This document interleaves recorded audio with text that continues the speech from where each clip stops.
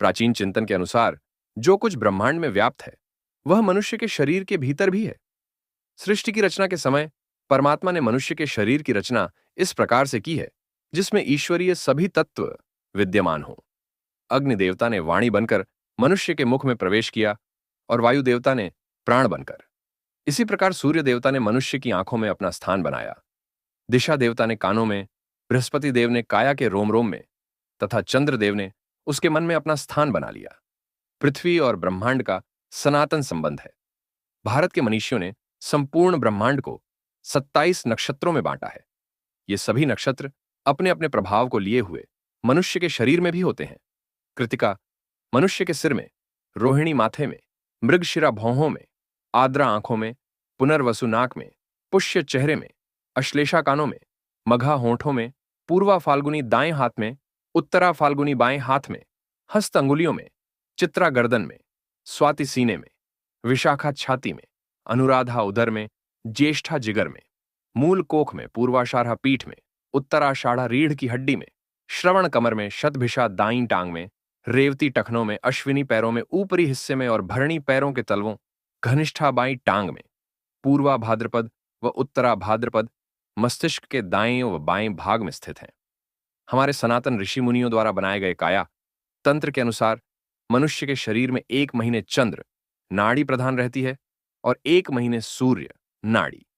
यही राशि विज्ञान है, जिसके अनुसार पहली राशि मेष पुरुष होती है तो दूसरी राशि वृषभ नारी। इसी प्रकार अगली मिथुन राशि पुरुष तो उससे अगली कर्क नारी, सिंह पुरुष और कन्या नारी, तुला राशि पुरुष तो उससे अगली वृश्चिक नारी, धनु राशि पुरुष तो मकर नारी और इसी प्रकार कुंभ पुरुष तो मीन राशि नारी। यही भारतीय चिंतन का अर्धनारीश्वर रूप है, जिसमें ईश्वर का आधा हिस्सा पुरुष होता है और आधा नारी। यही काया विज्ञान यिन और यांग के रूप में चीन देश का दर्शन है और यही आधुनिक विज्ञान के अनुसार प्रत्येक मनुष्य के सिर का बायां और दायां हिस्सा है। बायां पुरुष और दायां नारी। सिर का बायां हिस्सा, नारी हिस्सा, शरीर के बाएं हिस्से में तरंगित होता है। दोनों के एक दूसरे के आकर्षण से यह काया चलती है। इन्हीं का मिलन, इन्हीं का संगम काया विज्ञान है। इन्हीं के संगम में जब कुछ रुकावट आती है तो काया में शक्ति का संचार रुक जाता है और इसी शक्ति को प्रवाहित करने के लिए हम पूजा पाठ, कर्मकांड आदि करते हैं। ब्रह्मांड स्थित हमारे सौरमंडल के ग्रह नक्षत्र जब अपनी स्थिति एक राशि से दूसरी राशि में बदलते हैं तो मनुष्य के शरीर में स्थित जो लघु सूक्ष्म सौरमंडल है उसमें भी परिवर्तन होता है, जिसका प्रतिकूल या अनुकूल प्रभाव मनुष्य के कार्यों व सोच दोनों पर पड़ता है।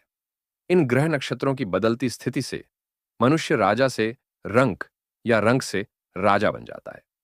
यह बदलाव इसलिए होता है क्योंकि जब बाह्य जगत के ग्रह नक्षत्र अपना स्थान बदलते हैं तो मनुष्य के आंतरिक ग्रह नक्षत्रों का प्रभाव भी बदल जाता है, जिसका असर मनुष्य के जीवन और उसकी परिस्थिति पर पड़ता है। यह तथ्य एक सत्य है, कल्पना नहीं। जब ग्रहों का अनुकूल प्रभाव पड़ता है तो उसके फैसले सही होते हैं और वह अवसर का पूरा लाभ उठाकर राजा बन जाता है। इसी प्रकार जब ग्रह प्रतिकूल प्रभाव डालते हैं तो मनुष्य के निर्णय गलत हो जाते हैं, परिणाम स्वरूप वह हानि उठाता है। जीवन में उठना गिरना मनुष्य के उचित या अनुचित निर्णय पर निर्भर करता है।